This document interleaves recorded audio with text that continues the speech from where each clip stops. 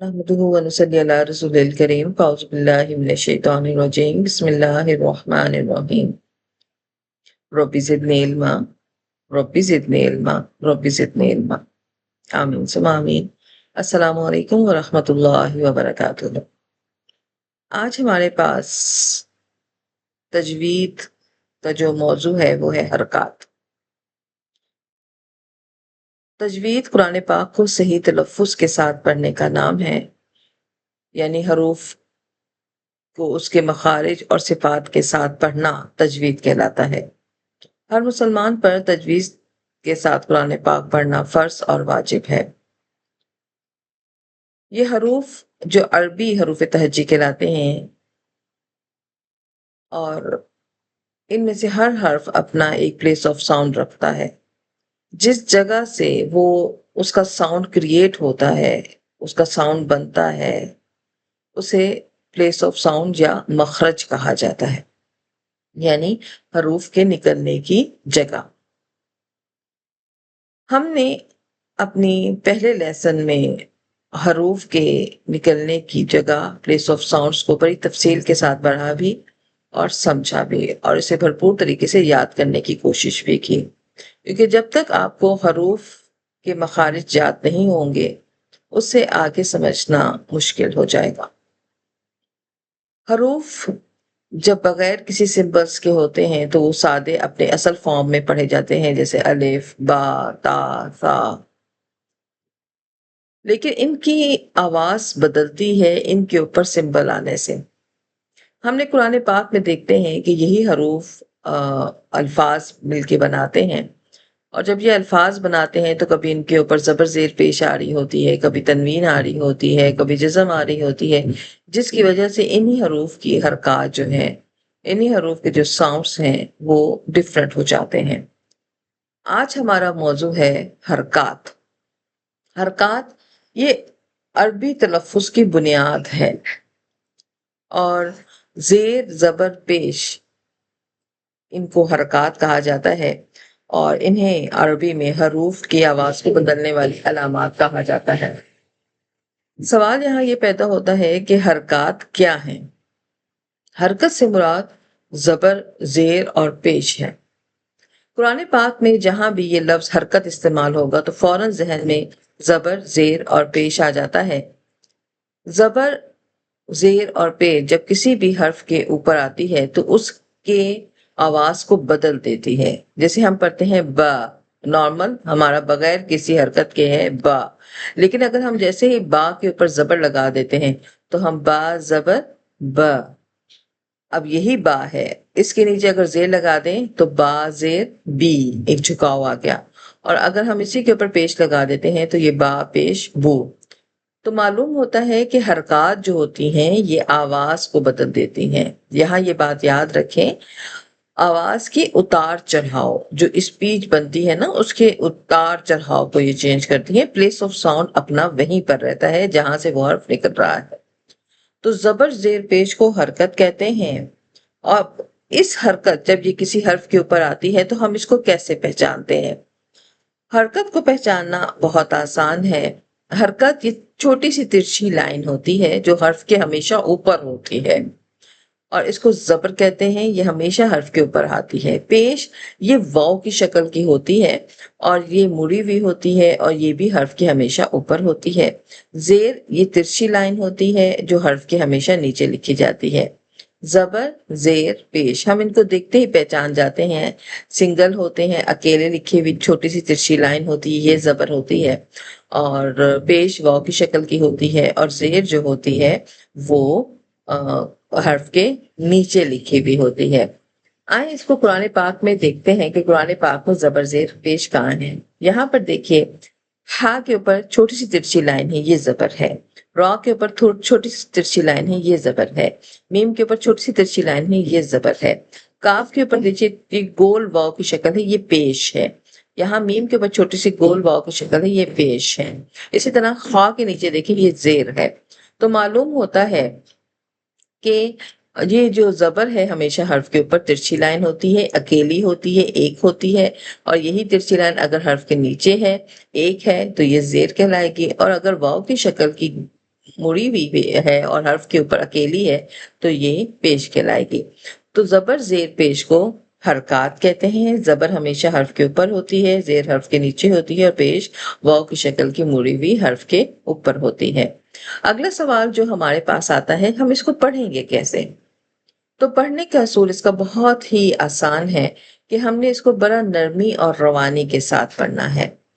इतनी नरमी नहीं करनी कि ये खिंच जाए और इतनी रवानी से नहीं पढ़ना कि इसको झटका आ जाए।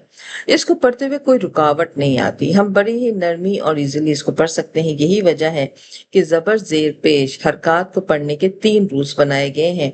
हरकात को खींचते नहीं है, ब नॉट अलाउ। हमने इसे कैसे पढ़ना है? ब। इसी तरह झटका नहीं देता, ब कहना गलत है। हमने इसको नरमी और सॉफ्ट पढ़ना है। तो हमारे पास हरकात के 3 रूल्स आए, ज़बर ज़ेर और पेश को पढ़ने के 3 रूल्स आए। नंबर 1, इसको खींचते नहीं हैं, बा ता गलत है। इसको झटका नहीं देते, ब ता गलत है। इसको जल्दी और नरमी से पढ़ते हैं, ब ता था, जल्दी और नरमी के साथ। सख्ती भी नहीं कर सकते और नरमी भी नहीं कर सकते, दरमियान में इसको रखना होता है। ज़बर के बारे में हमने ये बात जान ली कि ज़बर हमेशा हर्फ के ऊपर होती है, इसको बड़ी हल्की और जल्दी आवाज के साथ पढ़ा जाता है। इसी तरह बा ज़बर ब, ता ज़बर ता, दाल ज़बर द, रॉ ज़बर रॉ, सीन ज़बर सा। मिला के पढ़ेंगे, दारोसा दारोसा। किसी भी लेटर को खींचा नहीं, किसी भी आवाज को लंबा नहीं किया। अगर हम द रॉ सा बनाएंगे तो हमारे ये हरकत जो है ये अपने मुकाम खो देगी। ज़बर ज़ेर पेश हमेशा जल्दी और नरमी से पढ़ा जाता है। दारोसा दारोसा, त ब, जल्दी और नरमी के साथ। इसी तरह ज़ेर जो होती है ये हमेशा हर्फ के नीचे होती है। इसे पढ़ते हुए भी आवाज को नर्म और बारीक रखा जाता है। ज़बर में हम आवाज को दरमियाना रखते हैं, लेकिन ज़ेर झुकाव रखती है, नीचे होती है, तो आवाज में ऑटोमेटिकली झुकाव आता है और बारीकी आती है।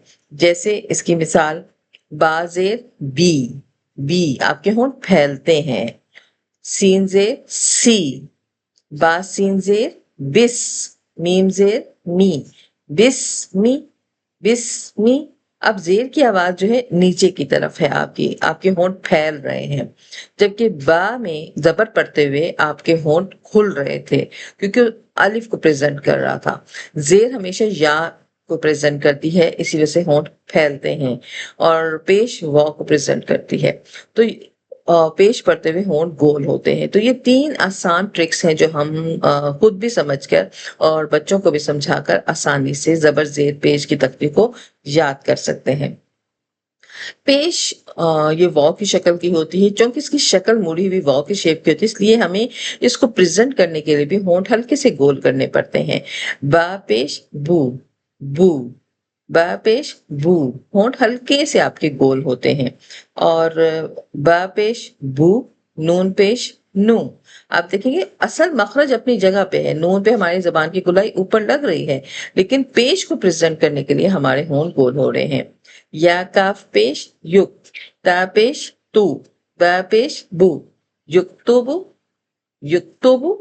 हमने होंठों पर भी तवज्जो देनी है, हमने रूल्स को भी फॉलो करना है, तभी हम इसके एक्सपर्ट हो सकते हैं। रूल क्या है? जल्दी और नरमी।